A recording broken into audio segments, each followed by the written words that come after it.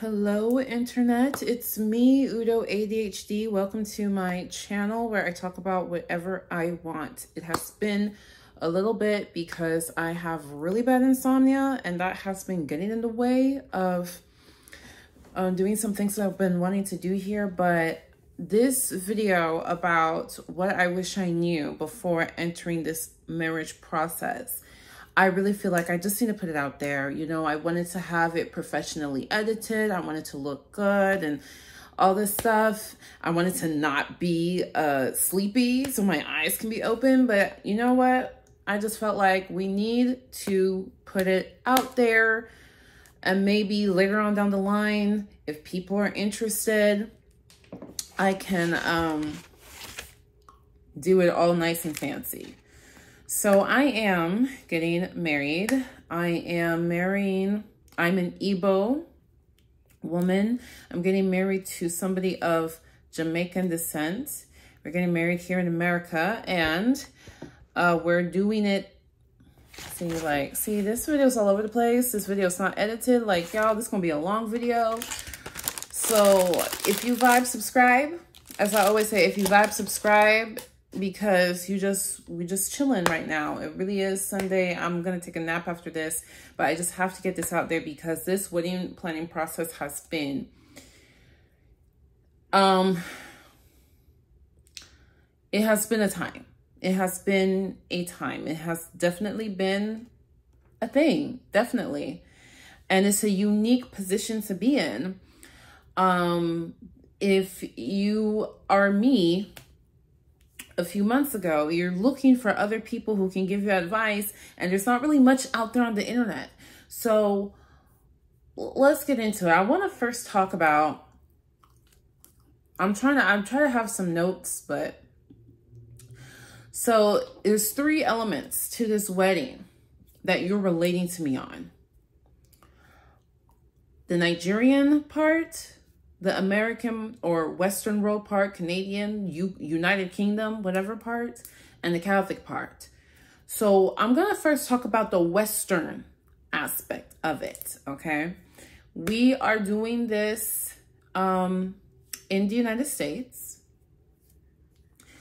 And one of the first things I did, so this is one of the first things I wish somebody had told me, get this settled first before anything, before even hiring a planner. Get this settled first. Know how many people you want at this ceremony and reception. As a Nigerian, the reception kind of matters more and requires more planning than the ceremony. I know for other cultures, it's however it is. I don't know how it is, child. I'm just telling you from my perspective. And so you need to know how many people you expect to come or you want to come.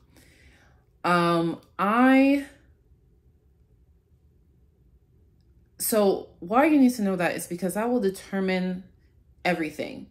But most importantly, in this beginning phase, it will determine your venue. So once you figure out your location, do you want to get married in a city that everybody knows you, so a lot of people will come? Or do you want to, you're going to get married somewhere that people have to travel to? That affects your guest count. Oh, my ear's itchy, sorry. So get that situated. Child, this is very big. I'm finna return this because it's kind of a lot, but anyway. Okay, so that's the very first thing. Where do you want to do it and how many people are coming? Get that settled. Get it settled, get it down. Know exactly those 2 things first, and then everything else will follow. Everything else will follow. The next thing would be the venue, right? The venue that can hold how many people. So for me, how many people are coming? I don't know. At first I said 300 and then it expanded to 400. Now it's 500. If you are a Desi bride, if you are a Korean bride, if you are a Nigerian, a Senegalese bride, if you are from, what is that part of the hemisphere?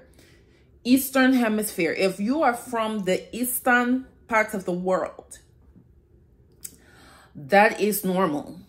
Okay? And don't let nobody try to, oh my goodness, oh, you want to cut down your, don't let nobody do that to you. If you're from the eastern part of the world, that is normal, and don't let nobody try to tell you otherwise because they're viewing it from their Western world lens, okay? This is the other thing that made this wedding process a trial, is because literally I'm mixing several different cultures. When I say it's not just the Igbo culture, Jamaican-American, religious, non-religious, are you from this part of the Imo state or that part of the Imo state? Like, are you Nigerian-American? That's his own thing. That's his own thing. You get what I'm saying? I have people from China coming. I have people from India coming. I have people from,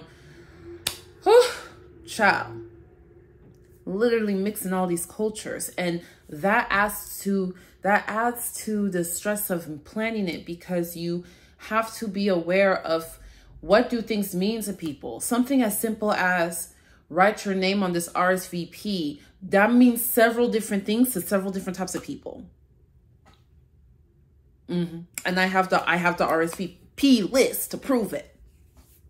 So anyway, back to the Western stuff.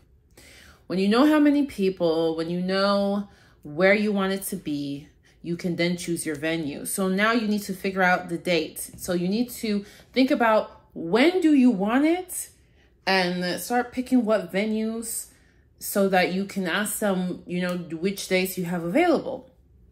Things to consider. People who are taking plane, you know what I mean? People who are flying, were they coming into your country on a certain day? Do you want to cater to them? Do you want to make it easier for them? So, because, you know, those international plane tickets, $5,000 each. Okay, it's not cheap. So you want to consider holidays. You typically don't want to get married on a holiday. Like on the holiday, you don't want to do that. Not only will the price of things be more expensive a lot of times, but you know, many people will cancel on you last minute and all this stuff because they have their own plans. What else do I want to say?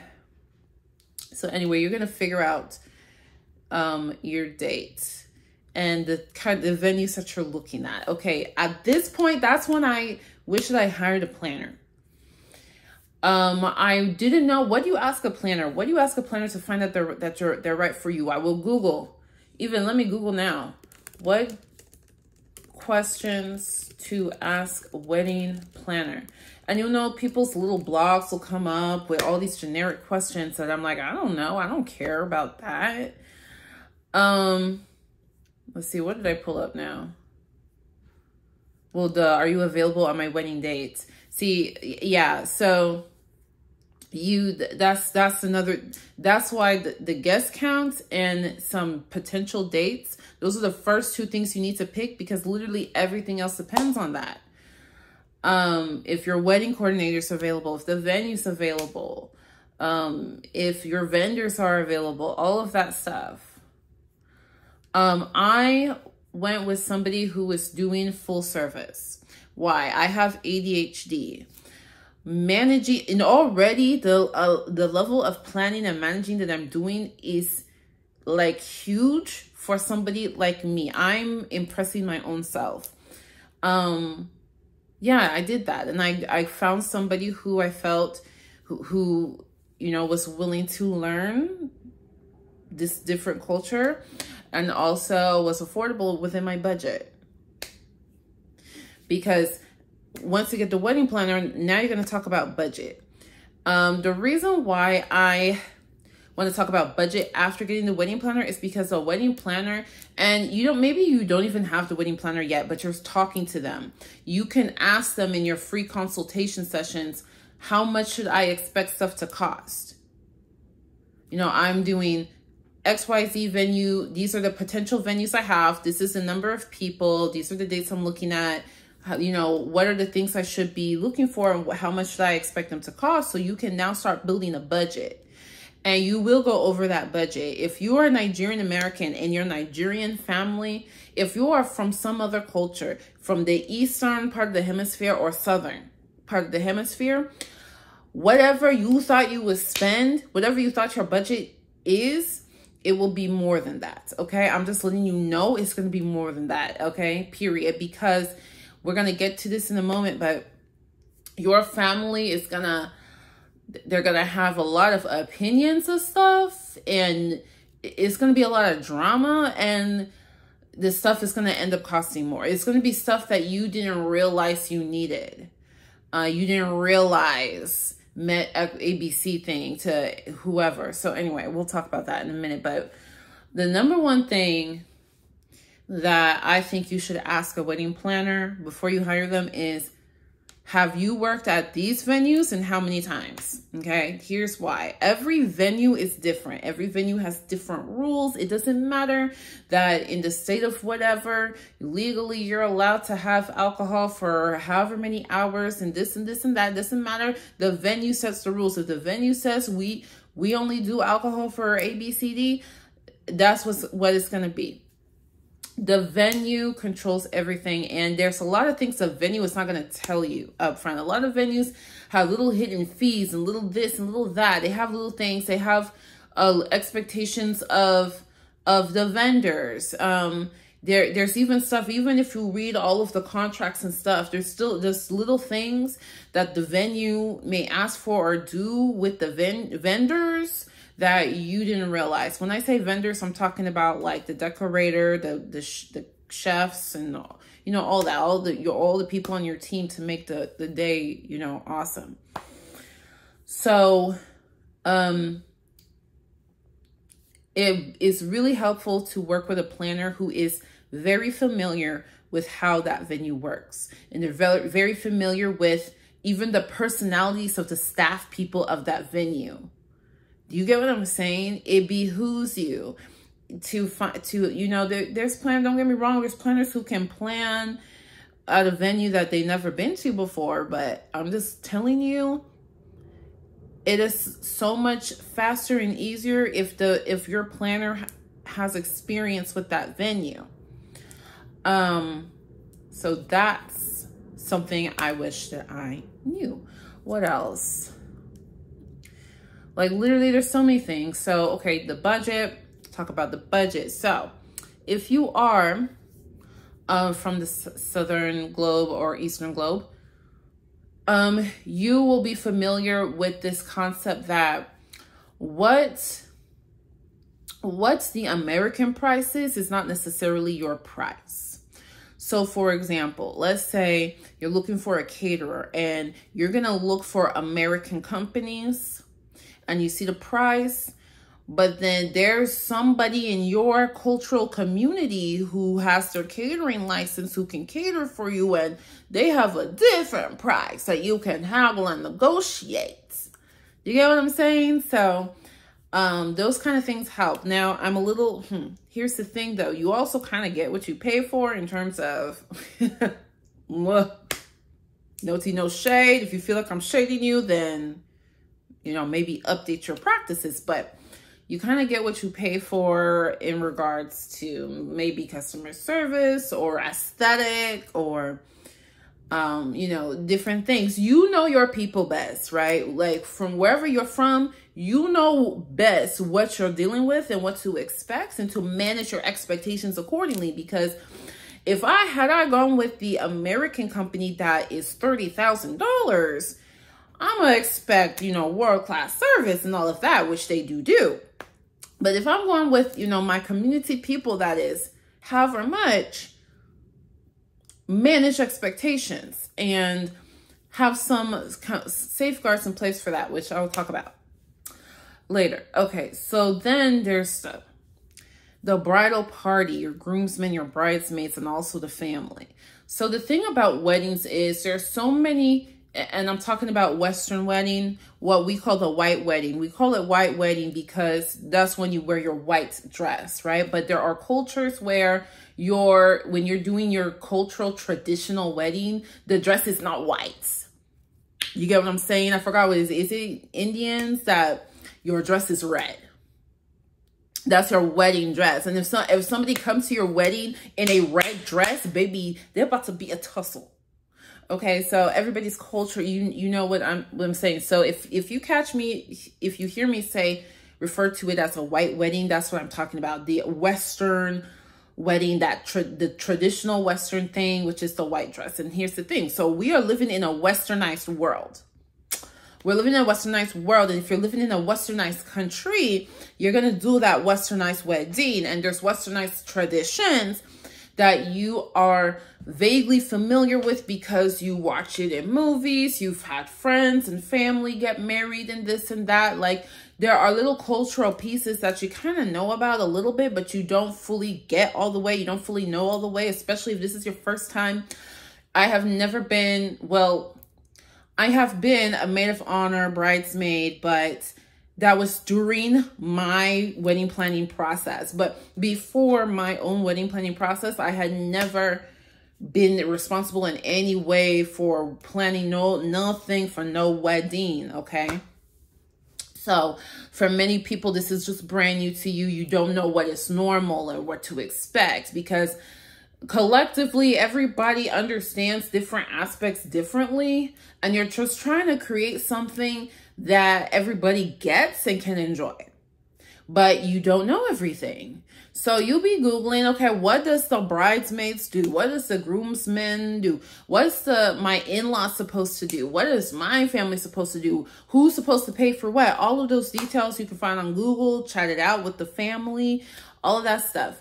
But, just don't be shy to communicate those things and ask those questions because everybody's trying to figure it out together. And, there's some people that, I've been a bridesmaid 7 times. I will tell you everything. There's people like that who really know how to help, that might be in your corner.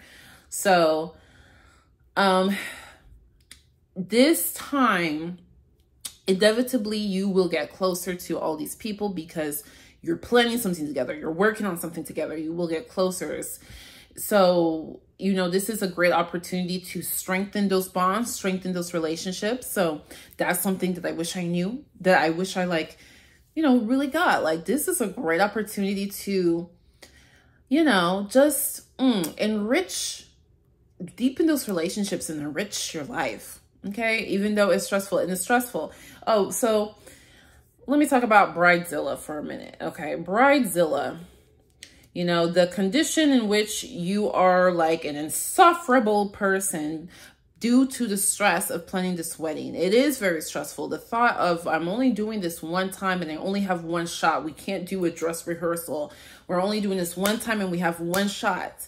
And it's supposed to be meaningful to you, to your family. It is very stressful. I definitely felt emotionally why somebody would be a bridezilla.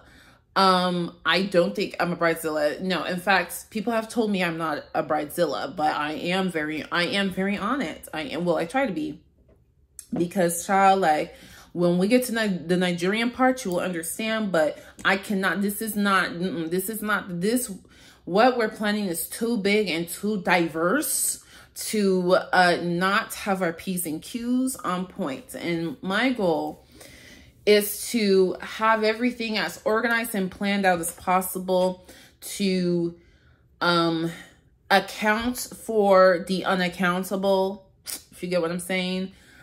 That is my goal, to do the best that we can up front. So the day of, ish is going to go down, stuff is going to happen, it's inevitable, but at least hopefully there's a game plan so that it doesn't affect flow. And we did everything we could up front to account for that. That's my goal. So that's why I'm kind of on it. And sometimes I let people know, like, if I'm feeling like I need people to respond, I remind them, look, I have ADHD. This is difficult for me. It's difficult for me. So if you could help me out by, you know, sending ABC details or, you know, doing whatever I need, this is going to help everything, you know, be nice and smooth. But there are, sometimes the bridezilla is not the bride. Sometimes the bridezilla is somebody else. Okay, sometimes it's somebody else who's the bridezilla. And if you have a non-bride bridezilla in the mix, and this is something I didn't know. I mean, I didn't expect it to the degree it is, but I was low-key expecting it. You just gotta know, like, if this is somebody that you love, you truly love them and God bless them, you still want them to be a part of your wedding, but you know, we say a prayer for them. You're just gonna have to have the patience. You're gonna have the patience. You're gonna have to do cool down. You might have to have a tertiary intervention, you know, like an intermediate person to relay messages or explain things. You're gonna have to figure out how to deal with that bridezilla, because they can sour moods. They can sour moods. And sometimes there's somebody, maybe they're not a bridezilla, but they're just, maybe, not that I have this a part of my wedding in particular, but you know, I've heard and seen some things. But sometimes you just have somebody who's just like, why are you doing this? Like, why are you here? So you have to know and understand that all these people who you didn't think would be so involved in your wedding planning, they will be. Different personalities involved. And just know yourself. Are you somebody who knows how to manage different personalities, or do you struggle with that? If you struggle with that, then you need to make sure you pick like a maid of honor or somebody who is good at that to help you. I personally think I am good at that. I'm a failed people pleaser. As in, I'm somebody who always wished I could be a people pleaser, but I never get it right. But because of that, I learned a thing or two of managing different personalities. So that's just fair warning. Sometimes the bridezilla is not the bride herself. Okay, dresses and outfits. Yo, there's so many things I didn't know. I didn't know what a bustle. What's a bustle? What is that? There's scoop necks, Sabrina necks, a spaghetti strap neck, asymmetric. There's trumpet style, A-line. I'm looking at this list.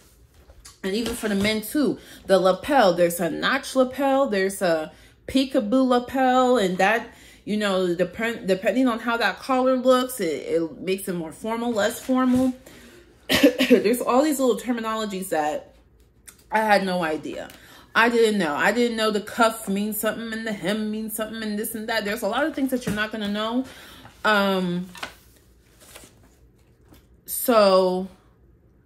And that's normal and that's okay. If you don't care about details like that, I guess, child. But if you do care about details like that, just make note of it and learn. And now you know. For picking my dress, it was difficult. I wish I had a say yes to the dress moment where like I just put on the dress and I'm like, oh my God, it's perfect. Okay, I didn't have that moment, but what I did do was I went to several boutiques and tried on different styles of dresses. So I saw all these different styles and I, you know, tried each. I tried something of each and I looked at what I liked, what I didn't like, what I think looked good with my body and my vibe and what didn't.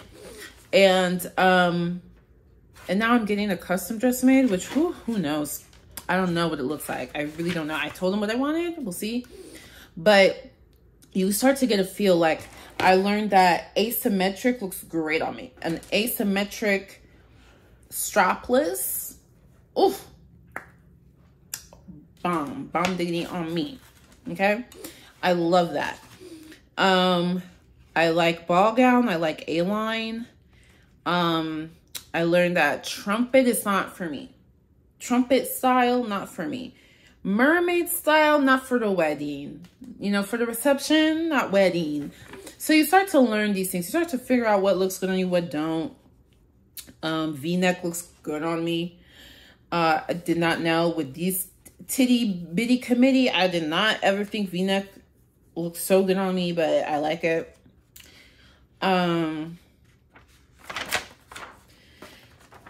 So also cake. Oh my gosh, same thing with cake. All this stuff, basket weave, Cornelli, dotted Swiss, like all these terminologies and stuff that you didn't even know. I am still working with cake. I'm actually doing a faux cake. So what they don't tell you is a faux cake, it doesn't cost that much less than just doing a real cake. It doesn't. It really doesn't cost that much less than doing a real cake. Unless you go to Etsy. Unless you go to Etsy and you can buy a faux cake on Etsy for $200. You know, you can do that. But for someone like me, I'm trying to have a really big cake. It doesn't cost that much less.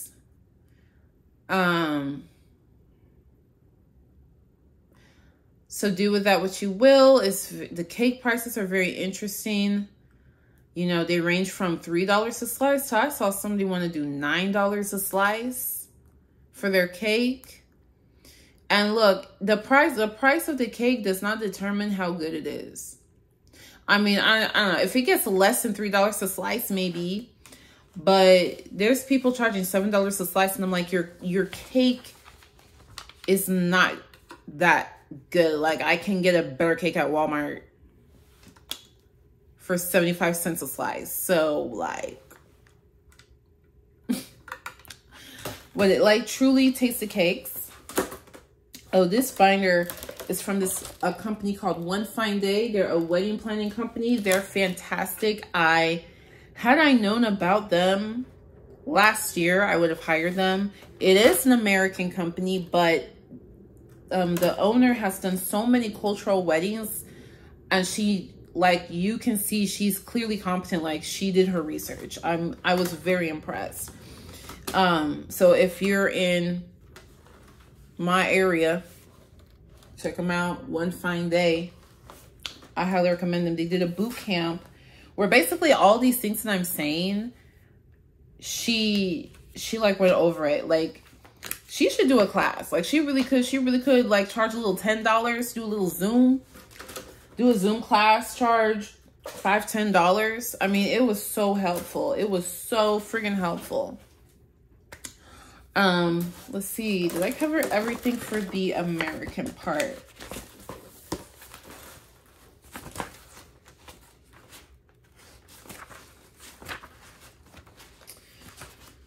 I mean, and you know, there's so many other things. There's hair and makeup and all that stuff. But specifically, these are things that I wish I knew ahead of time. Oh, also the wedding website. Where'd that go? So the wedding websites are, I mean, depends how picky you are. I'm very picky. I want it to look elegant, but I also need the RSVP to work really well, and I need the registry to work well. And I ended up going with the knots. You know, there's ones like I had issues with, oh, where did I put all those notes? Like there's one called With Joy. I had issues with it because it was glitchy. So like sometimes somebody would RSVP and your name wouldn't show up, or the website wouldn't, like, it was so glitchy. It was like, this is really bad. Let me see. Did I make notes? Let me see. Let me search. I really thought I did wedding websites. I know that I did. Okay, yeah. Enjoy was too glitchy. Yeah, With Joy was too glitchy. Even though it has some cool features. It was way too glitchy.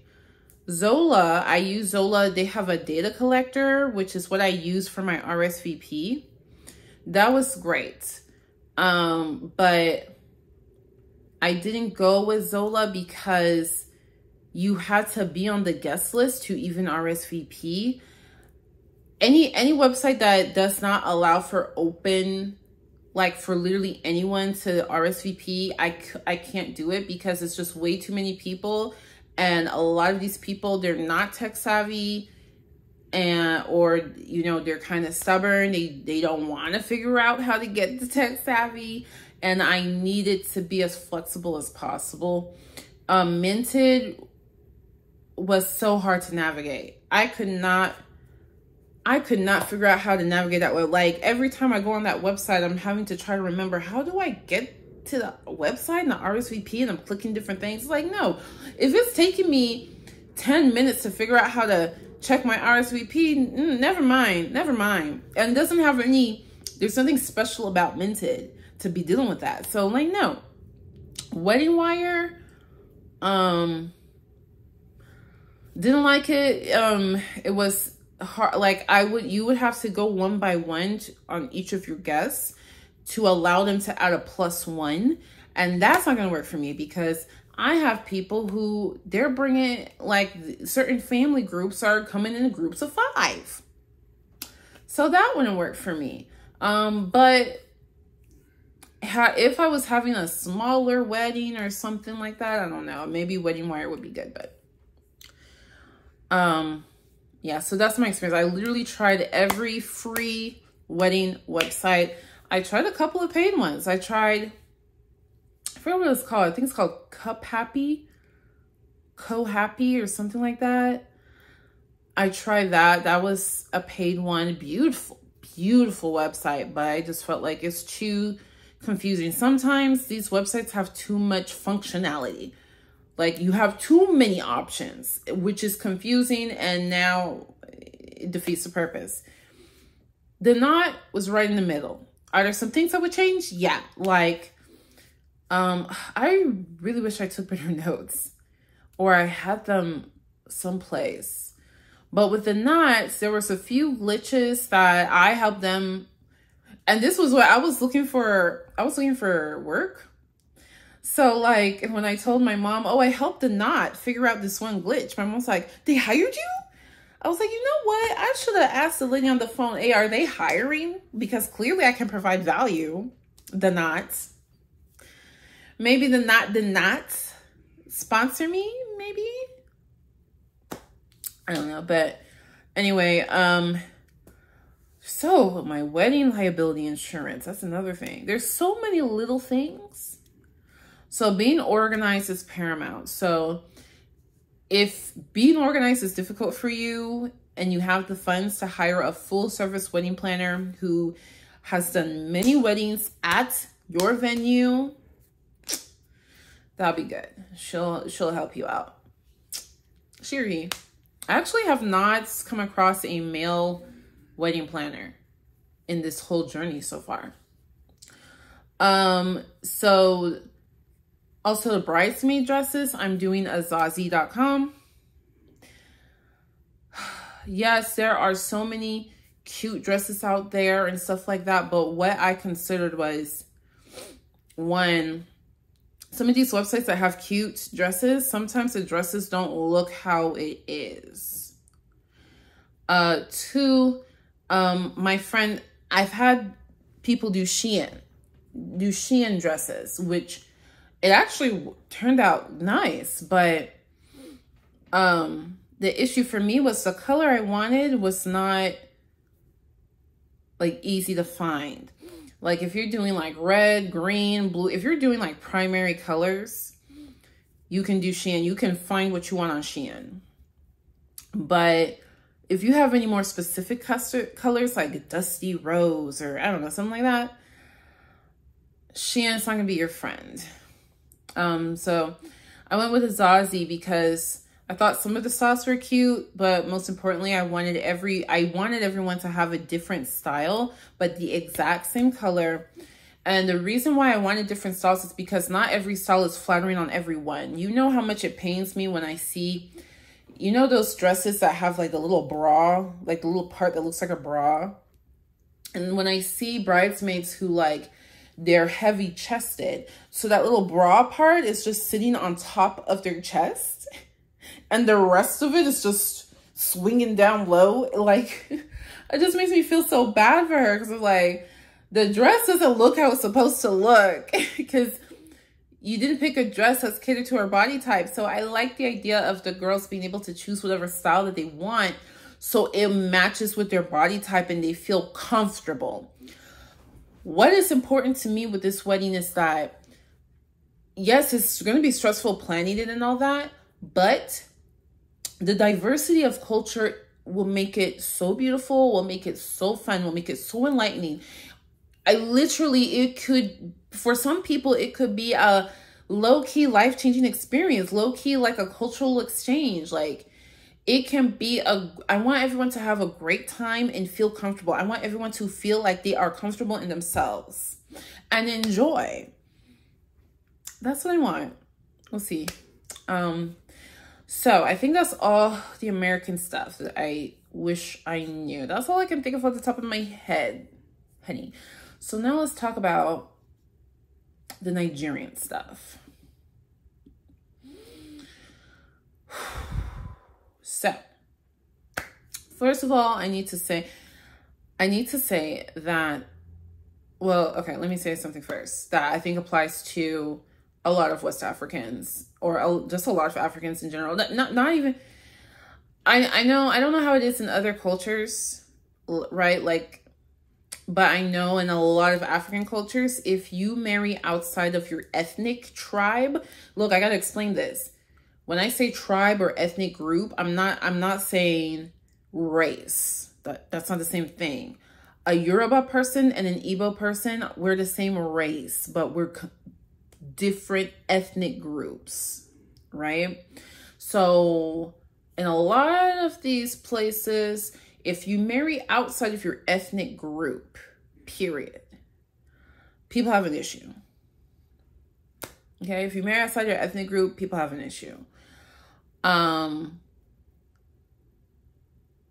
Some people don't care. Some people are kind of like, well, as long as they're from the same part of the country, as long as they're from the same country, as long as they're from the same region of Africa, as long as they're from, at some point, they look like they're from the continent. Like, you know, people start expanding the thing.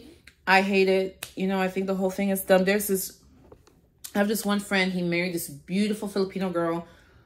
Yeah, like, I remember when somebody told me, we were talking about Bruno Mars, and I was like, he's not black, he's Asian, he's Filipino. And someone was like, well, the Filipinos, they have a lot of, you know, you can see there is a lot of sub-Saharan African ancestry there.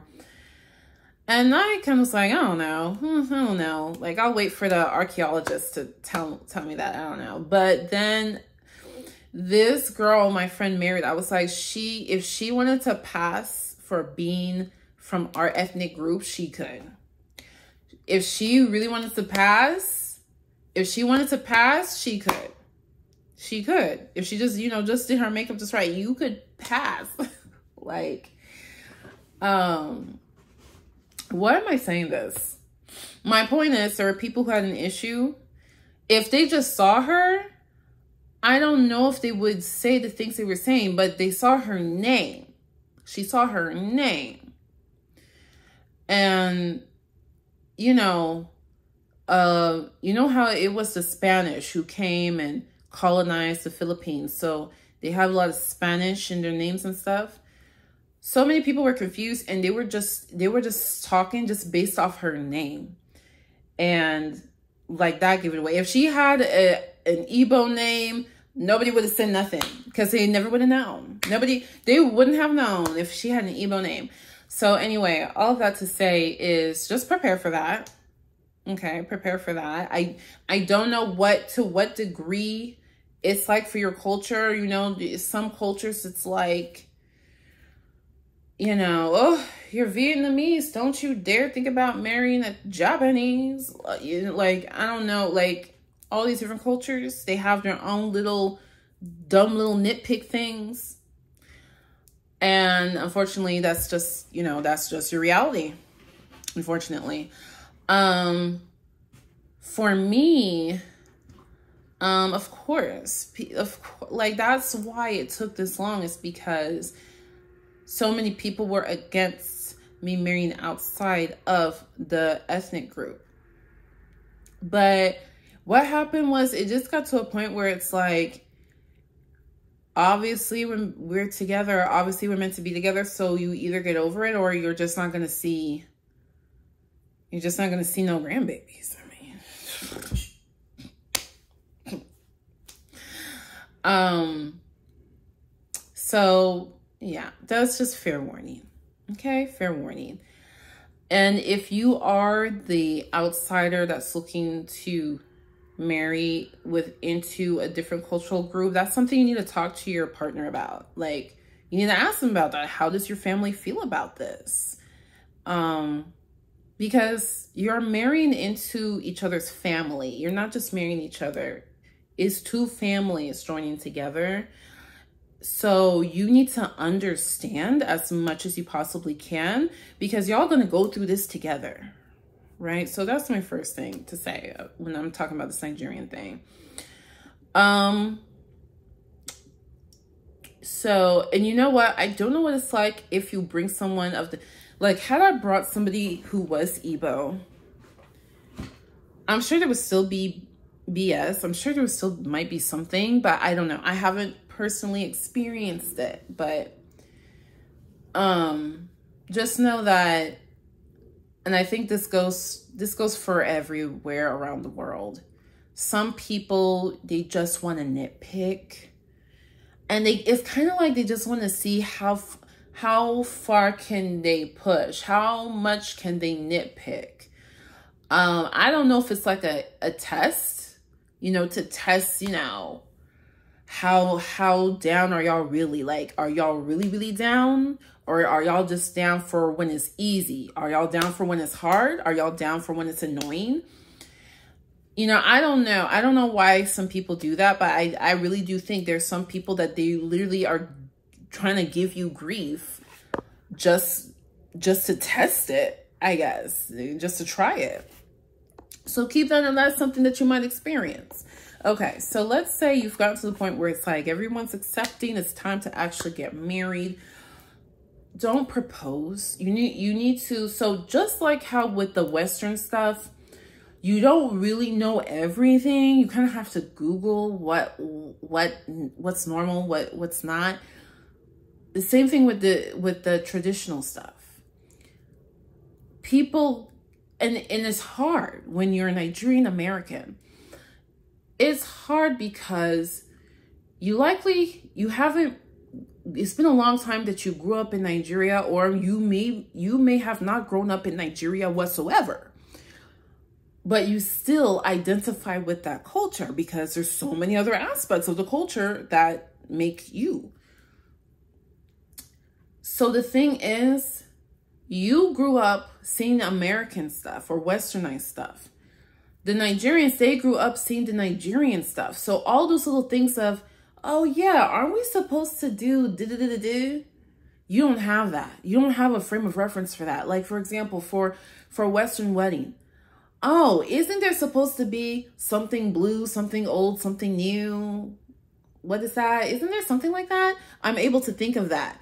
But had I grown up and just stayed from childhood to adult in Nigeria, I would not have that concept, you know? I would maybe see it in a movie once and be like, I don't know what the hell that is, right? I would have the Nigerian version of that in my head. So that makes this communication more difficult because your family and your community are working with a frame of reference that you don't have the benefit of having.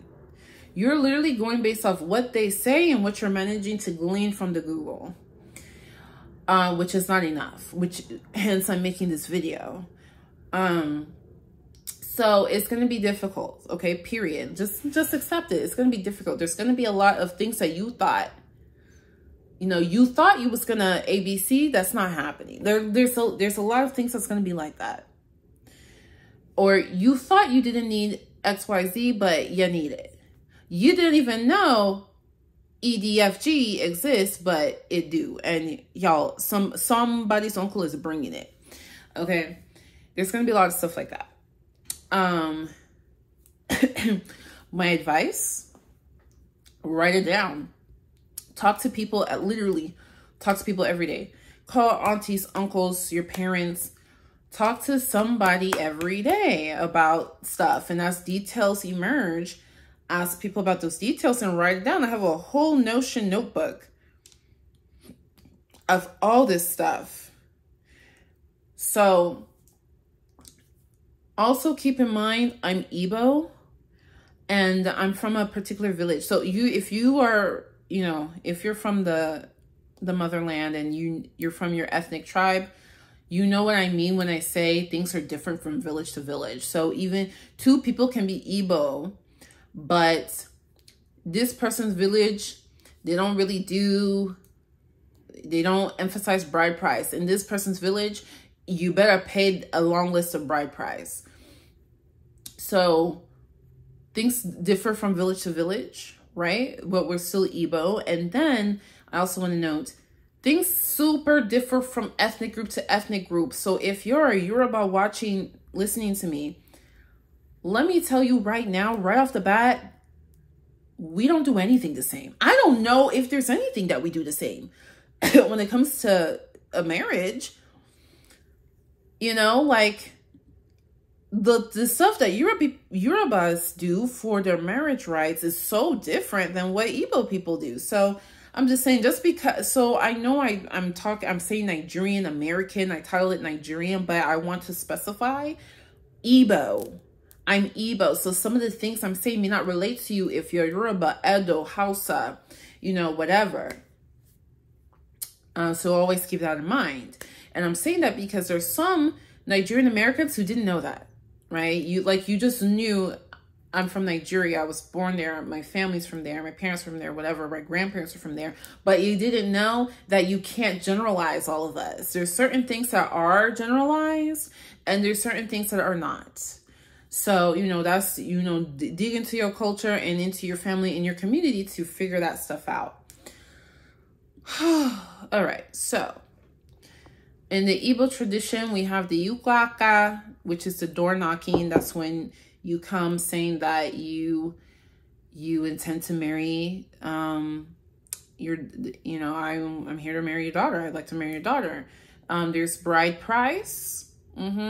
You as a bride, they don't tell you that. They, the men's talk about it and the family, on your father's side. This is patriarchal. So there's different things that you do. There's a certain order you do it. So before you propose, make sure you sit down with the family and figure that out. Because if you propose when you're not supposed to, when I say propose, I mean the whole kit and caboodle, the getting on one knee, kneel down, will you marry me? That whole thing. Before you do that, make sure you have discussed with the bride's family. So, because if you don't, you could majorly offend someone, and that just makes it harder. I'm sorry, yes, humans have emotions, humans have feelings, and humans behave based on their feelings. So if you're starting things off on the wrong foot, if you're starting things off already doing a major faux pas, something that they felt insulted them, it doesn't help with rapport. If you want this to be as smooth as possible, then it is incumbent on you to figure out how to do so. Because the thing is, they're not going to tell you. They're not even telling the person who's from the tribe, right? Because they're expecting, when they're expecting you to kind of glean it from just life. But the thing is, you live in a Western world, so there's less for you to glean. So there's so many things you don't know. So just talk to the family and just make sure you get your ducks in a row and do that. Okay. That'll save you a lot of headache. So people will be very opinionated about what you should do and how things should be done. But, you know, first of all, just know a lot of people who are opinionated, they don't have the funds to support their opinion.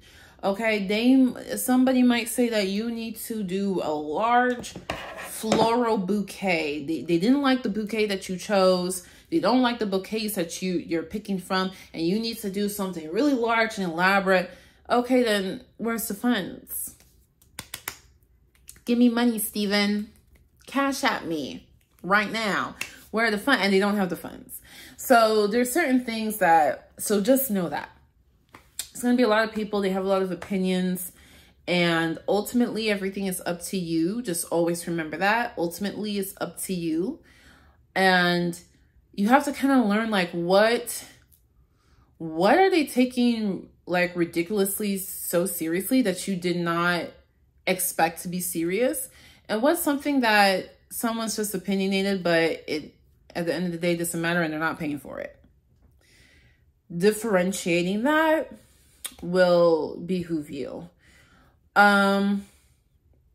So some issues I've come across because I'm not doing, so what usually people do is they'll have a separate traditional wedding and then they'll do the westernized wedding.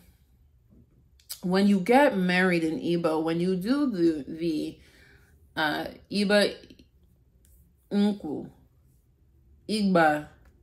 I think is what it's called. You do the wine carrying, you get the blessing. And y'all, this is not the video that I'm going to go in depth about these traditions, but there's a lot of websites that you can Google that explain more. Once you do that, you're married, you're husband and wife, but you're not legally husband and wife, but in the eyes of the community, you are. So usually you'll do the traditional, you'll do that traditional first, and then the Western wedding will be later. And it will be, you know, the decor and everything of the traditional.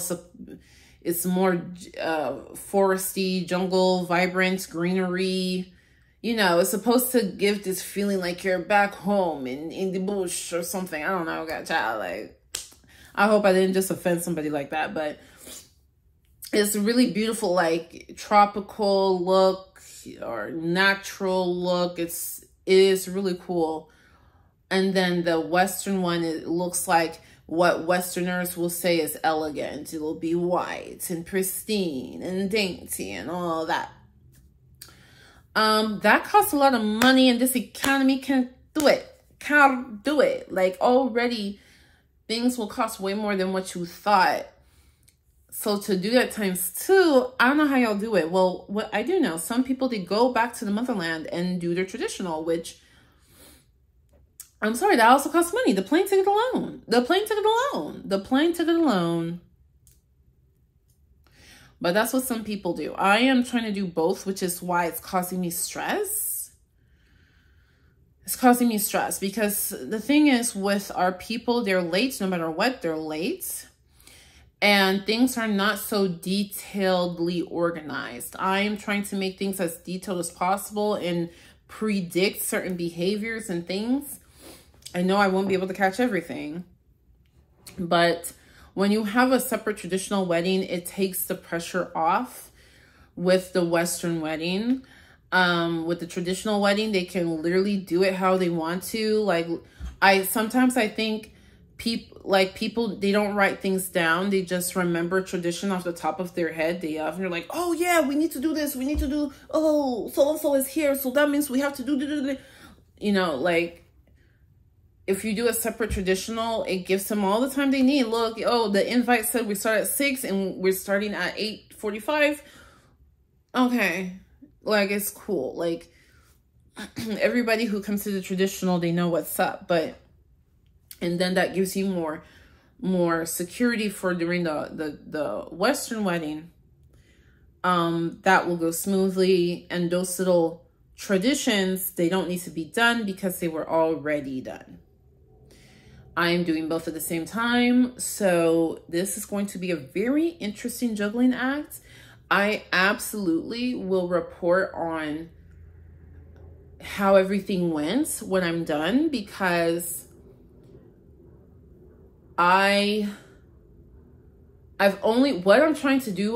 really only been to one wedding that did it. And that was my cousin in the UK.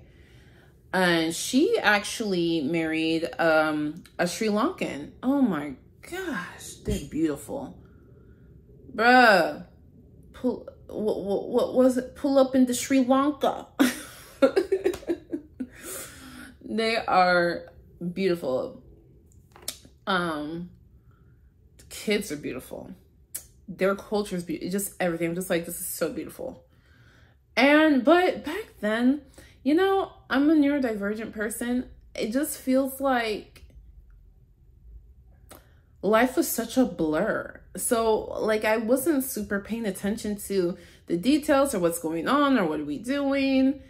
I was just happy to have made it. I'm in London, child. I'm in London. I made it safe by glory of God. And I'm here because I'm here. Everything was just a blur. So, and then also, like, that's a different culture that she was working with. She's working with Sri Lankans. I'm working with a dual culture. I'm working with another dual culture. Anyway, we'll see how things go.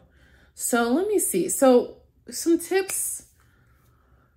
There's certain people who are going to talk a lot. So go ahead and make a group chat in WhatsApp. You need to turn on your notifications for WhatsApp. I know, look. I know you low-key tried to delete WhatsApp because you were being sent all these random crazy GIFs and videos, like random videos and random images, and happy Easter with the little animations and stuff. Okay, good morning. It's a blessed morning with the sunrise. I know you've been sent all that stuff and like it filled your storage and you wanted to throw the whole app away. No, don't throw the app away. The app is actually amazing. Actually, and I wish more Americans would use it. But anyway, go into your settings, make it so it does not download stuff. It doesn't save stuff to your phone. You know, adjust the notifications because WhatsApp is going to be your friend. Everybody prefers WhatsApp. If you're dealing with Nigerians, they prefer WhatsApp. And it's easier to send images, videos, you know, the stuff sends, like, unlike, you know, iPhone sending to an Android, you never know if the thing is going to send. And then with iPhone sending to another iPhone, if the video is longer than 15 seconds, it doesn't send. You don't have to deal with that. Okay. Just get the WhatsApp, make a WhatsApp group with all the opinionated people. All the people who have too many opinions, put them in the group. Put them in the group. Now, here's another thing. You need to, any discussion when it comes to the plan, how the money. What did you say? Okay, you said type it. Boom, push send. Send it in the group chat. Send it in the group chat. So if anything comes up, nobody can say, I never sent that.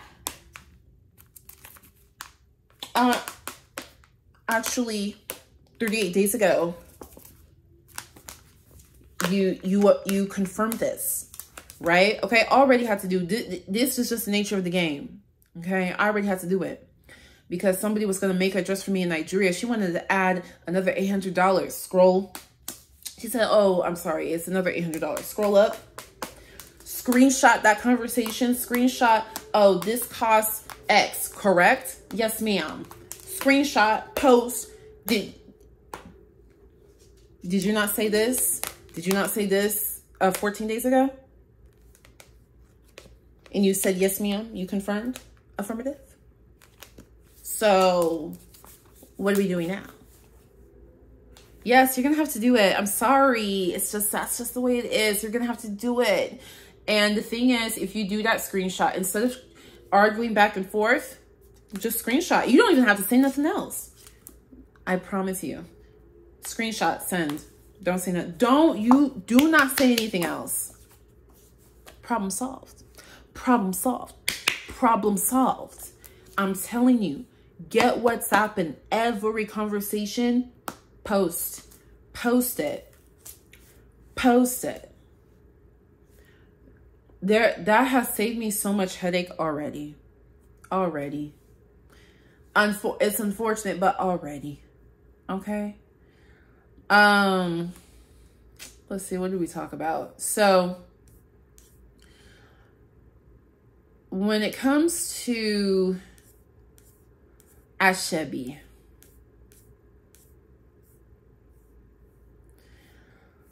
so basically what you got to know is, let me see what else. Okay. So what you're going to know is the wedding, the reception, I should say, it's a show.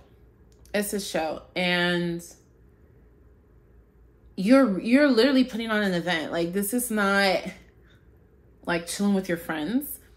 You are putting on an event, like at a level that if it wasn't your wedding, people would pay money. People would pay money to attend such an event, right? People pay money to attend a gala or a fundraiser, right? Well, fundraiser, duh, you're raising funds, but like a gala, you know, people attend money to attend like a conference meeting, formal. Okay, that's what you're doing, except you're footing the bill. What makes it sweet is the dancing. If you cannot dance, y'all need to learn. You need to learn. Like, start. And the good news is you have so many resources at your fingertips. You can search on TikTok, Afro dance, and put your city. Search on Instagram. Search on YouTube. Like, you have so many resources to, you know, kind of just figure things out.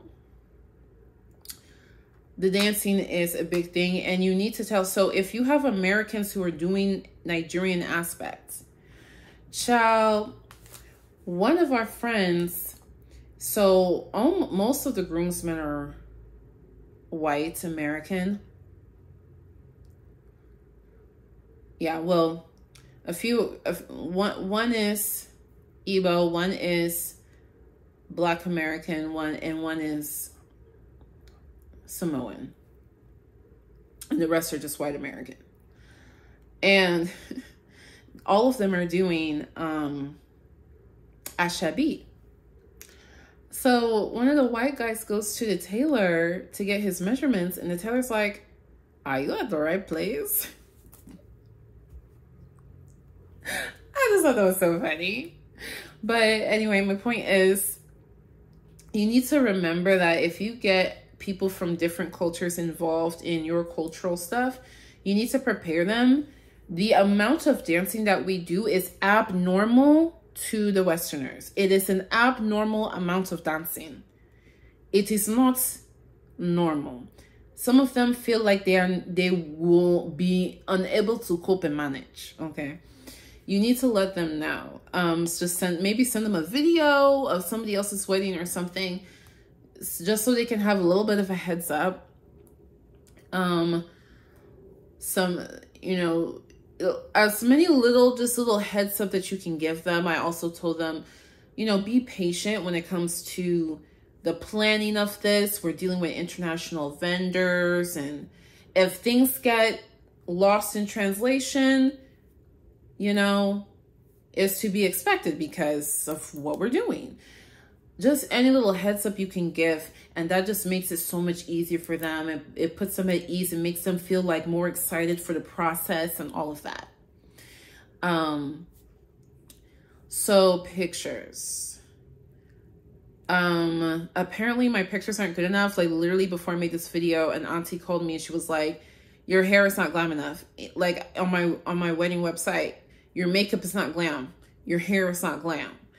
Girl, if you go look at my wedding website, I look bomb.com.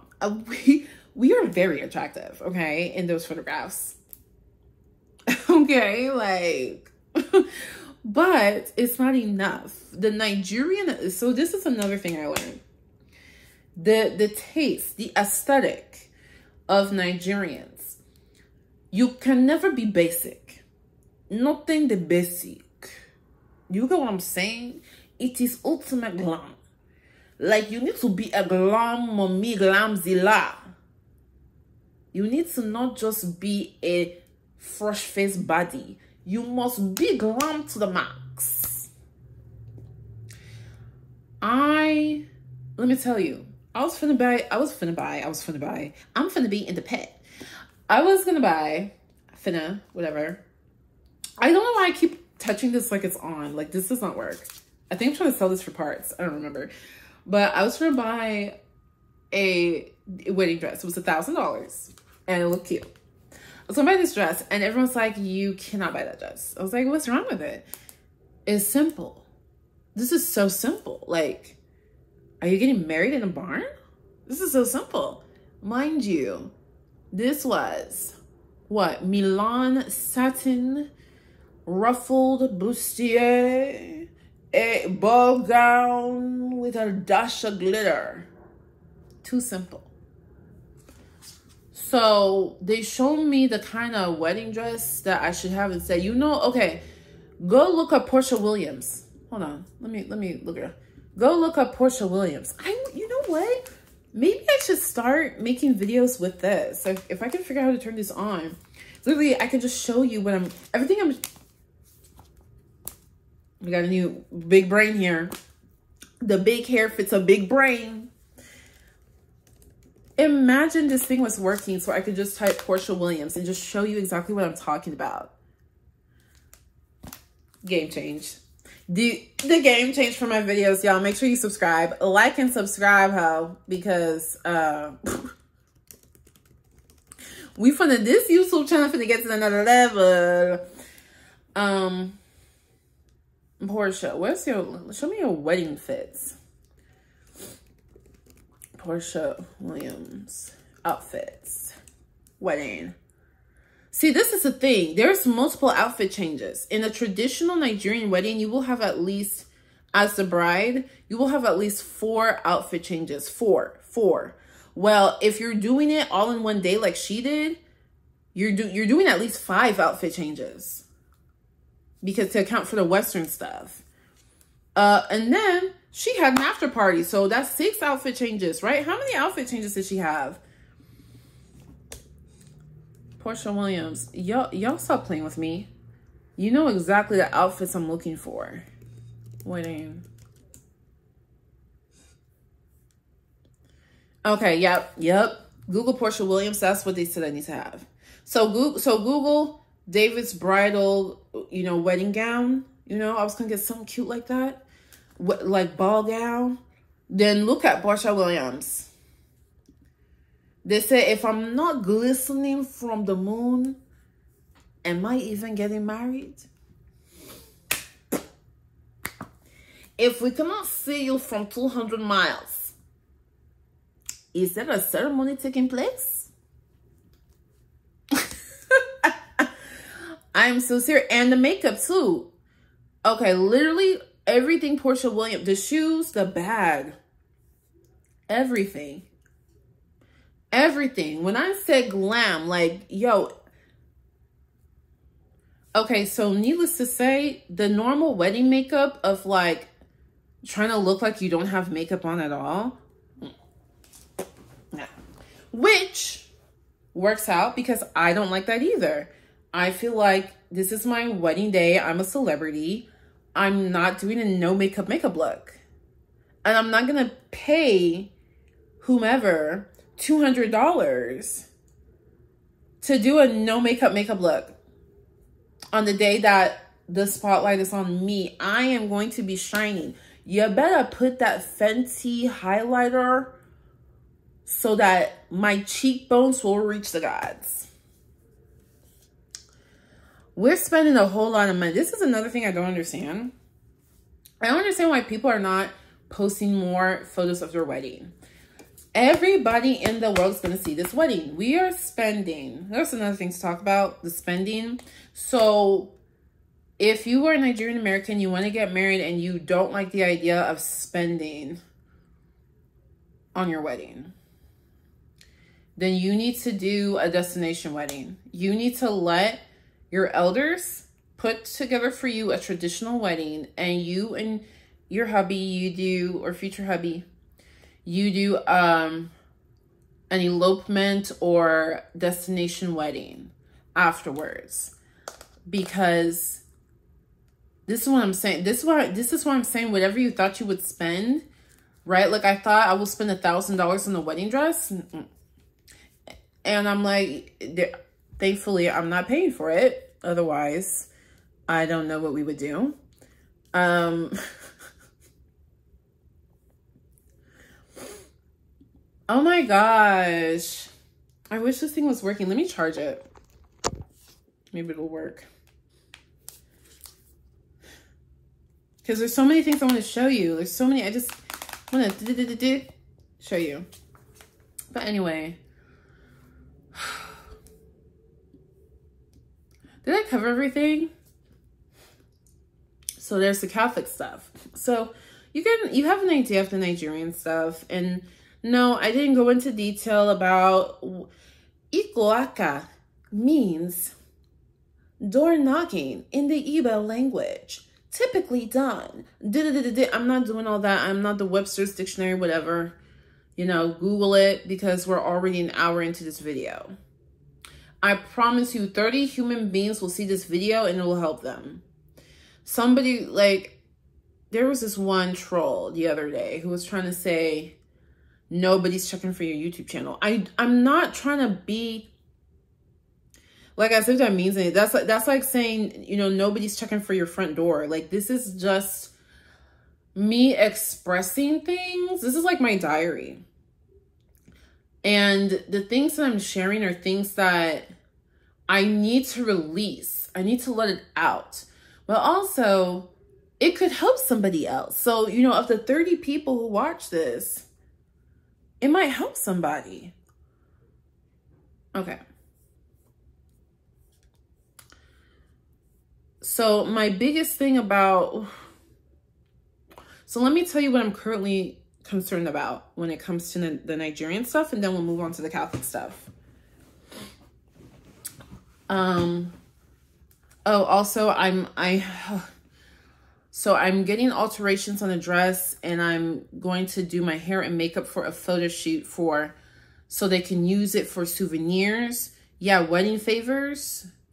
They're going to want wedding favors. I know it's a Western thing that nobody wants to do wedding favors anymore because it feels like you're needlessly spending money, but there's somebody in the family that they want to take care of that, because that, you know, it's an expectation. They want your face. Like, we are the people, we put our face on the thing.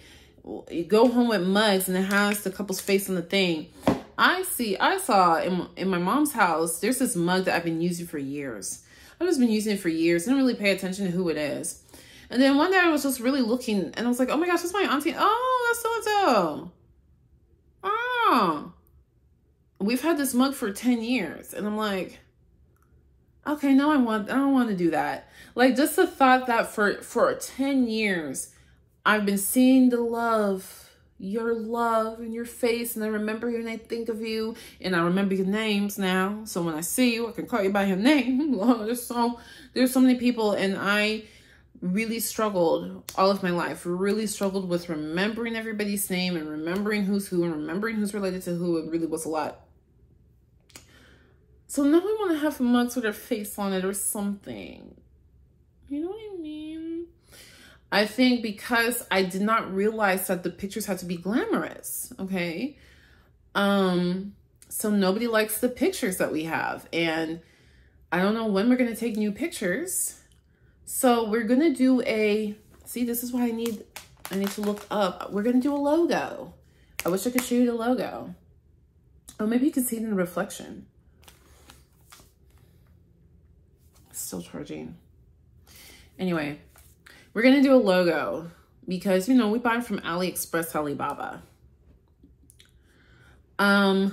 Yes, you know what? I will make a video, hopefully, showing more details of my specific wedding, showing the plan, all the little details like the bridesmaids gifts and all that stuff. I'll do that. Hopefully when my life is together, but we'll see. Okay. So my concern right now is my particular venue. At any given time, I believe there will be 300, 350 people in the place at any given time. Okay, that's my estimation. But, you know, for people who are unaccounted for, it might bump up to 400 at any given time. But what I do know is people will come and go, right? This is what we do in our culture. Many different people are having events Friday, Saturday, Sunday. Many people are having events where there's meetings. And we're supporting each other, okay? Because, child, when you live in this country, listen, when you live in, I don't know what it's like in Europe. Y'all got like free healthcare and all that, okay? The government on their side a little bit. Here in the United States, it's a very dog eat dog. I mean, if you are really, really, really in trouble, you'll get a little bit of help to survive, like to stay breathing. But if you're trying to, you know, life is easier in this country when you have community support, period. Okay, so that's what we do. So you want to show support for others so they will show support for you. So you're going to everybody's event. You're in the very least showing face. And so apparently my wedding is happening, but mine starts earlier than somebody else's wedding. Somebody else is having their wedding is traditional, so it's going to start late, right? It's probably going to start at like 10 p.m. I mean, their flyer will say 6 p.m. It's not starting until 10. Okay, I'm just telling you, they're not going to start till 10. So, and then it's not really going to get going till midnight, probably 11 midnight.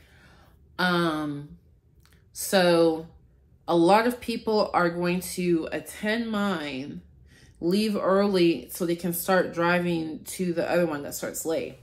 But there's also people, they're not going there. They're used to being night owls. So they'll start coming to mine and take their place. So there's going to be a lot of this, you know, ships passing in the night. And my venue is very strict. They say that they're counting everybody who comes. I don't know how they're going to do that. I have no idea how they're going to do that, and I don't trust them. And what I've learned in my life is whenever I feel an inkling of I don't trust you, I need to have my own receipts, okay? I'm in this era of life where I refuse to be traumatized. Like all my life I felt, what? It's on. Oh. Okay, I thought I needed a passcode or something. Somebody sold me a, let me not get into it. But anyway, all my life, people have tried to play me. And I'm in this era where I'm not down for that anymore. I'm tired of feeling traumatized and used and abused and ignored and this and that for whatever reason. Whether there's a bias or whatever, I don't tolerate it anymore. So once they said that, I was like, oh, okay, I'm gonna have my own RSVP checker and keep my own receipts, because what you're not gonna do, I'm not gonna give you an opportunity to try to play me, okay? And if you're from the venue and you're hearing this right now, go tell whoever, go tell Suzanne or whomever, because I'm so serious. Like, how are you going to do that? How are you going to track every person who comes and goes? No. But anyway, I'm trying to prevent a situation, is what I'm saying. And with Nigerians, you can do it closed to where you only specifically invite certain people. But what many people do is they leave it open so that as many people as possible can come. And we kind of planned to leave it open because we didn't think, you know, how many people would come, especially when there's another event going on. How many people would come? But now with this RSVP thing, I'm needing every single person to RSVP. So I'm having issues with that. A lot of Nigerians, they don't like RSVPing. A lot of them, they feel like, you know, I had the save the date data collector. So they gave me their information. So they feel like they don't need to RSVP. Some people, they RSVP, but it's not real. Like they didn't actually check their calendar to make sure they can come.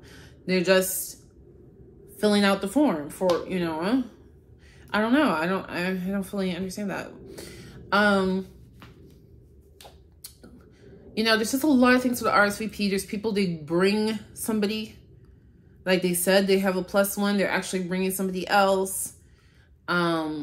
Maybe somebody, they thought they weren't going to come and they heard their friend is going. So they decide, you know what, I'm going to go too. So now what I'm working on is making sure that it's clear to everybody that you must be on the RSVP list. And I'm actually going to hire somebody to call all the RSVPs and check them by a certain date. So RSVP management is what I'm working on right now. And also coordinator management. I have a wedding planner, but she's American. She doesn't know the nuances of our culture. She's going to have to be told every single thing. And I need somebody who just knows. They just know. And also, it'll be helpful if they're familiar with some of the names and the faces. You know what I mean? Like, I'm looking for an Odochukwu or somebody who knows Udochukwu's over there. Grab him. You know what I mean? Do you get what I'm saying? So, working with staff. The staffing part is what I'm really working on, and making sure we have the right staff and enough staff to deal with the diversity of this crowd.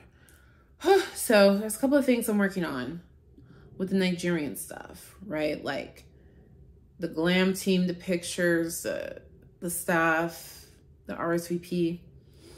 I'll make a separate video in the future to share how that goes and how I'm doing everything.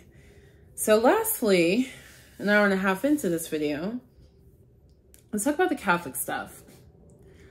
So if you don't get married in the Catholic Church, I don't blame you. It's a lot of stuff. It's a lot. And I just feel like I really think I'm in a unique position that I really am taking on a lot that most wouldn't, right? Like most people, they're getting married in just one culture. Maybe two, you know, if they're immigrants. So kind of two culture, right? Most people, Nigerian-Americans, they do two separate weddings. One that's fully Nigerian, one that's, you know, 80% Western. Because we still do our Nigerian stuff, right? I'm doing everything at once. You know, a lot of people, they don't get married in the church because it's easier. Get married at the venue, at the same venue that the reception is. It's much easier. There's a lot of stuff that people alter for their wedding day to make it more convenient, and I don't blame them. It's the reason why, if you ever wonder why do people get married in a hotel? Because it's easier.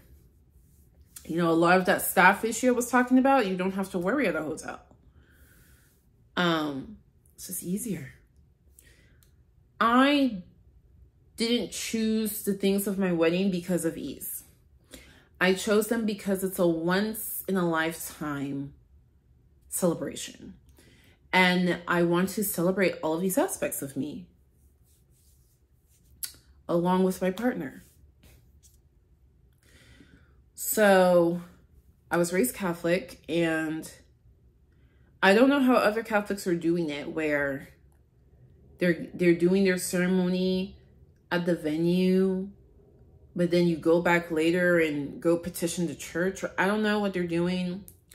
I'm not necessarily religious, but it's still a part of my culture and my upbringing. We're doing a wedding ceremony in the church that I grew up in. Hella nostalgic, because I had so many moments in that church, and so many spiritual moments, and so many moments where I realized who I am, and you know what I mean? And that is super nostalgic, because I just remember as a kid, I'm just, you know, I've seen other people's baptisms, and I heard, oh, so-and-so's getting married, and I'm just thinking, wow, like, that's so in the future. I don't know if that's ever going to happen. And now here I am, just full circle, and I don't know, there's just so many memories. And, you know, I did so many things there. So that nostalgic part is just so special to me.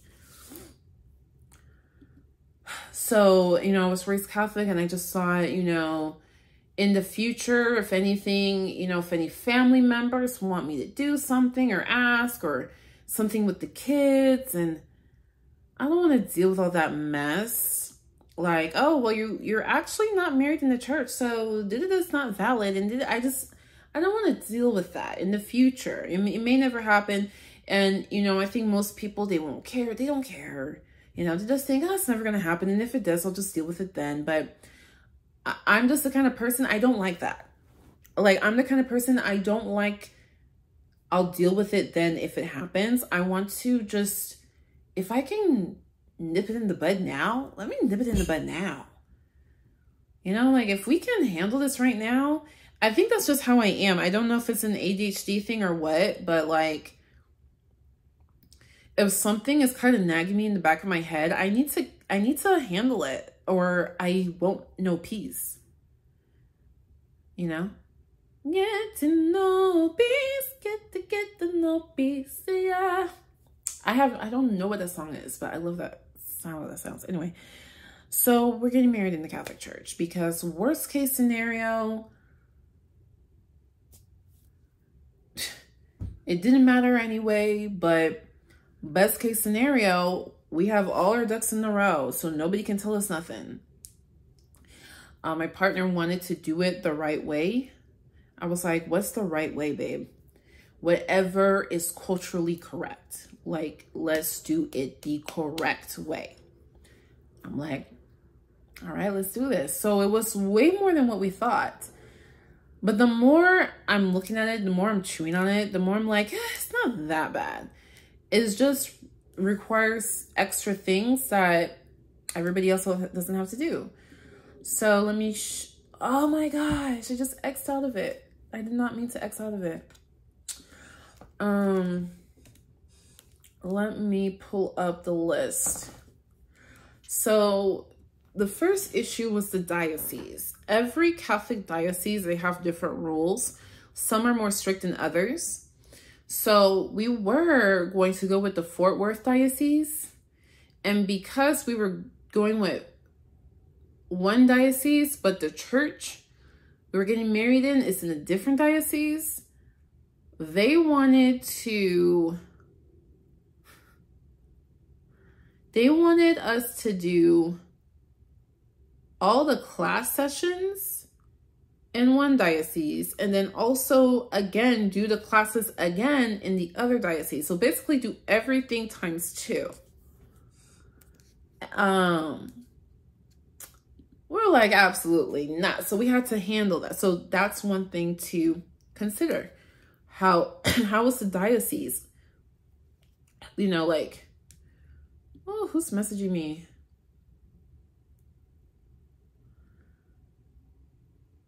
Child.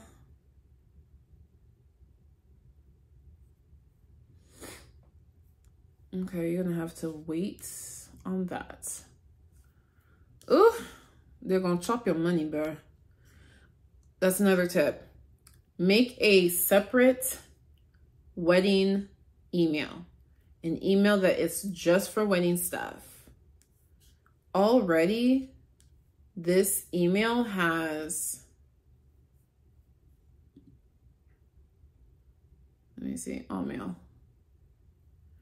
Already, this email has almost 3,000 email messages. So, get a separate wedding email. When I remake this video, I need to have like my bullet points ready. So I can make a shorter, cleaner video with all these tips. So there is the marriage preparation classes where you meet with a couple from the church and you just kind of do this like getting to know you thing and personality thing, and you know, what is marriage really like, and your personalities mesh and all that. You also have to do a natural family planning class. This is again where the diocese come in. If I went with the other diocese, what they require that you actually do the natural family planning thing. It's where you track your ovulation and all this stuff and do all this weird math and stuff. They require you actually do it and submit it to them for a whole month before you get your certificate. So the diocese that we're actually going with, they just require that you take the class. You get what I'm saying? The diocese that you choose determines how easy or how annoying this process will be. Lord have mercy. You have to do the natural family class. I did that online. We did online, the little quizzes and all that. Even the marriage prep classes, we did FaceTime with the couple. I am so happy I have this iPad, like, and it potentially works. This little key might change my life. I don't know. This is such an ADHD thing to say. Like, this is going to change my life. Anyway. They do a whole mass, 1 hour. And I was telling a friend, like, I was telling her, I don't expect people to come to the ceremony. It's an hour-long Catholic mass. How many people want to do that? And she said they'll do it. She said, I don't know. Even if you say they don't have to come, they'll still come. And they'll say, oh, it was an hour, so annoying. But even though they chose to come and you told them they don't have to come, but yeah, that's just what they do. I was like, I guess. So, the songs, you cannot just play, I can't help falling in love with you. You can't play that walking down the aisle. It has to be a religious song. I was like, can we at least, and it has to be played with organic music, like instruments, not playing off your iPad or whatever. The organ, the violin, piano, and a cantor, singer. And I was like, can we at least do the Hillsong song? And the lady was like, what's that? I was like, oh my God.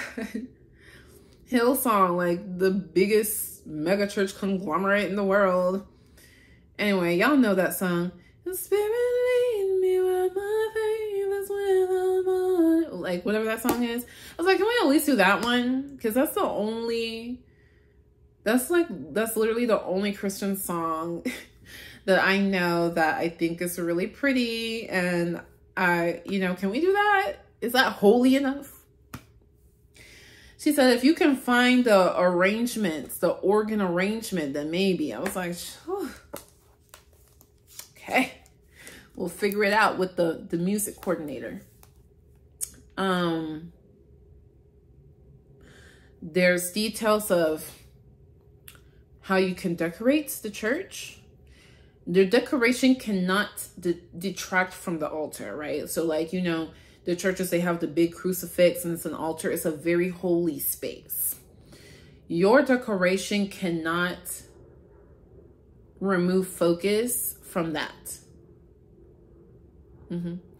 Oh, I don't have it. So you know how I said my wedding dress is strapless? And of course, almost all bridesmaids' dresses have like straps like this that show your chest and your shoulder. We have to be covered. So I'm buying the girls shawls to put over. So you have to be covered. Your shoulders need to be covered. So, you know, if you have a bridesmaid dress, I know there's some bridesmaids dress that they have a cute little thing over the shoulder, whatever, then you're good. But my girls, these shoulders are out, honey. Pow-pow. There's all these little details.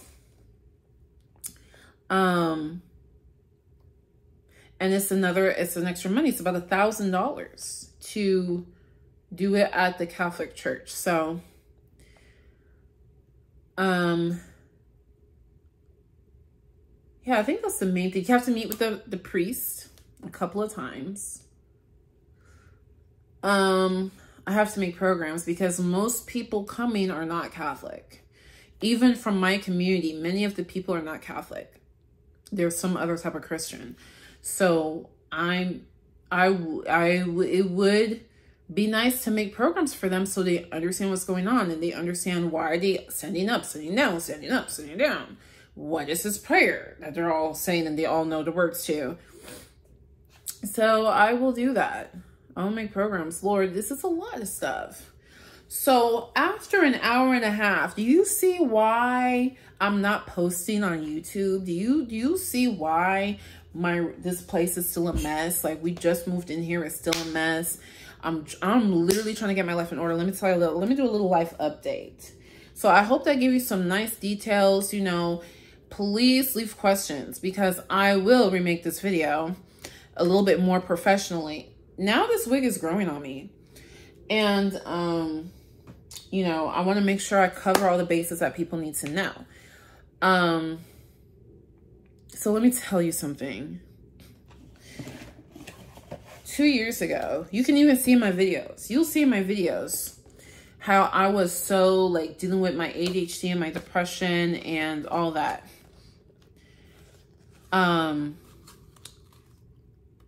2 years ago, we stopped working for this really toxic work environment. It was very toxic. And it literally was the cause and source of my panic attacks. I was having daily panic attacks. In addition to having severe depression, I was having daily panic attacks. I could not leave my bedroom. Like, every time I set foot outside my bedroom, I start having a panic attack. I'm healed from that now thanks to psychedelic therapy. But I was watching this one thing on Instagram where the lady was saying that when you remove, oh, by the way, we're doing wedding dance lessons. Like, for our first dance, we are doing golden hour and maybe starry-eyed. Like, obviously cut it so it's like a 3-minute long dance and not like a 6-minute long. But we're taking lessons and it's really good. And funny enough, the lady who's giving us lessons, she's a Scientologist. I don't think she knows I know. I don't know where we met before in life, ever. I don't remember her, but she's saved in my phone as Scientologist. So I was like, okay, how's this gonna go? And she's actually really great. She's actually really good at what she does. So I'm excited for that. Anyway, I was watching this thing that was saying that remove toxicity from your life, and there are people in your life who kind of push you to be someone that you don't want to be, or somebody that maybe it's the old version of you, you know, and you should not be around those people either. And that really resonated with me because the toxic work environment was very much like that. Very much, what's it called? What do the Australians say? The puppy, knocking down the poppies in the field? Wait. Idiom. Poppies. If people cut down the tall poppies. Yeah. Cutting down the tall poppies. Or I think in the US they say the crabs in the barrel or whatever. Pulling down the other crabs that are trying to escape. Very much like that. And it's been 2 years since we left there. Life has completely changed. I have good health insurance now. I'm able to afford my health.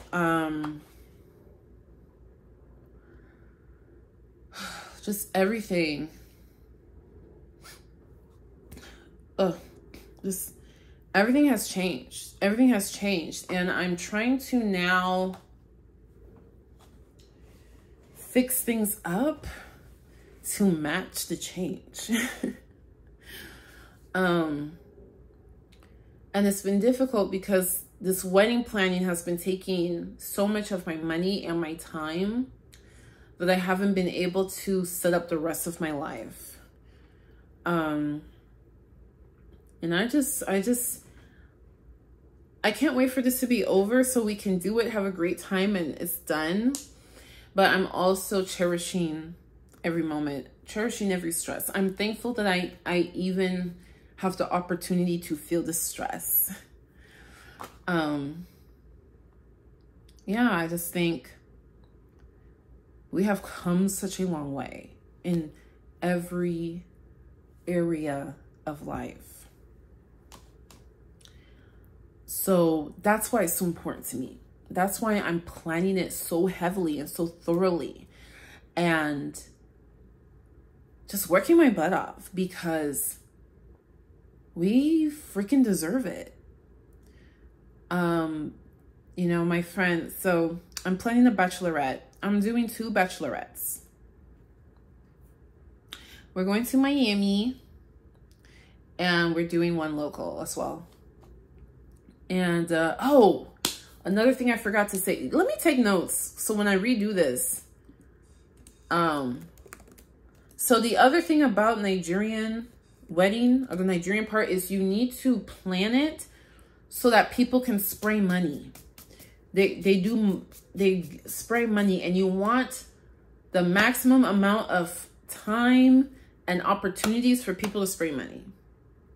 You want people to be spraying money throughout the night to help recoup the costs that you spent on this event, baby. So that's another thing to consider, which completely, like, once I realized that, and then even today I was on this IG live with actually the MC that I'm gonna have, and he was like, you know, if you're doing the Western stuff along with the the Nigerian stuff, you need to make sure you time it right, because by 9 p.m. And they finish eating, people are gonna dip, and if you didn't give them a chance to spray money, you just missed out on that money. So now I'm like reconsidering my timetable. And I'm also, the other thing I'm worried about is the time. Like, some Nigerians come on time, some come really not on time. You know, they like things starting late. And then we have a culture of people who are used to coming early. My hubby, his family arrives half an hour early to things. Not on time, early. And their people come early. So I'm like, what are we gonna do, honey? Do you see my stress? But yeah, we're doing a bachelorette. And my friend's like, you are doing a lot. She was like, so first, literally, if you're on TikTok, that sound of Lady Gaga, no sleep, clap, never clap, bus, eat, no sleep. Okay, literally, that's the bachelorette. And my friend was like, you gotta remember, we're not spring chickens anymore. Then I'm like, speak for yourself. I'm living my life to the fullest. My entire life, I felt miserable about myself. I was severely depressed. But palm-colored boys were putting stuff in my hair, trying to beat me up. The upbringing, I'm a neurodivergent child being brought up by my type of people. Like, Then I'm trying to fit in the real world and I'm not understanding it because I don't get social cues and I'm just so confused. And why are you treating me like there's just so much? And then I was broke and then I had to spend all of my money on my mental health because anxiety, depression, ADHD is an expensive mixture. My whole life has been me yearning to feel like I'm living it. So this year, I'm doing it to the max. I'm doing this wedding to the max, the bachelorette to the max, the honeymoon to the max, within our budget, of course. But I'm like, girl, I don't know about you, but I'm literally just getting started when it comes to life.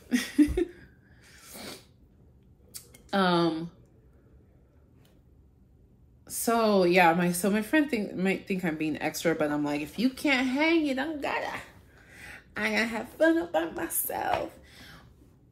I'm just amazed and thankful that I even get to even dream of it, think of it. You know, it really feels like this year, I'm just all the things that I've been wanting to do and feel and have and experience, and the relationships I've been wanting to build, and just literally everything. I'm just now starting to actually live my life the way I've always wanted to live it. And that's amazing and beautiful. Since I'm on the topic, yes, I'm doing bachelorette. Hubby is doing a video game bachelor party. They're just going to this nerd cafe and playing video games. Okay. For honeymoon, I think I looked into a lot of stuff, and I think the most cost-effective thing that gives me close to the experience I was looking for, my dream honeymoon would be the Maldives Islands in those overwater bungalows. But I think we will go to Granada, Sandals Resort in Granada.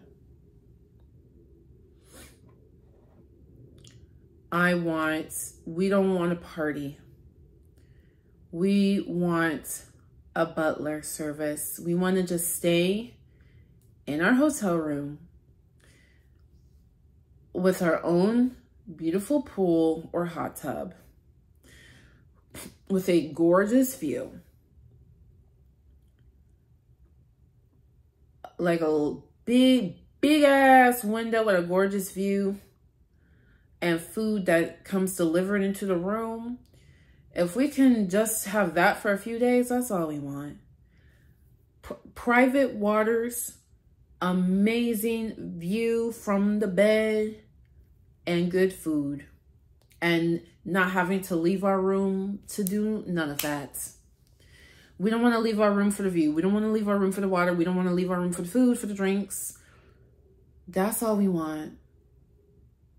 That's all we want, baby. So I think the best way to get that is going to Granada. So as of now, that's our honeymoon. Okay, that's everything I can think of to cover. Thanks for hanging with me for almost 2 hours. Let me know what you think of this hair and my thoughts and everything. And yeah, it's been a long time since I posted.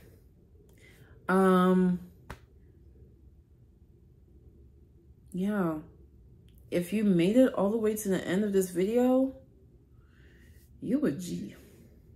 Put some paw print emojis so that we know you made it to the end. Like, dang, you really wanted all this tea. You really wanted all this tea if you made it to the end. And yeah, I'm gonna start getting my life together. First thing is I'm getting a sleep study because I have insomnia. I've been wanting to fall asleep this entire time. I have really bad insomnia, and that's the first step to fixing this life, making my life put in order. Okay, anyway, thank you. Thank you. I guess it's like a live stream. Maybe I should have just done a live stream. Maybe I should have just done a live stream. Excuse me. Okay, I'll do a live stream if anybody wants it.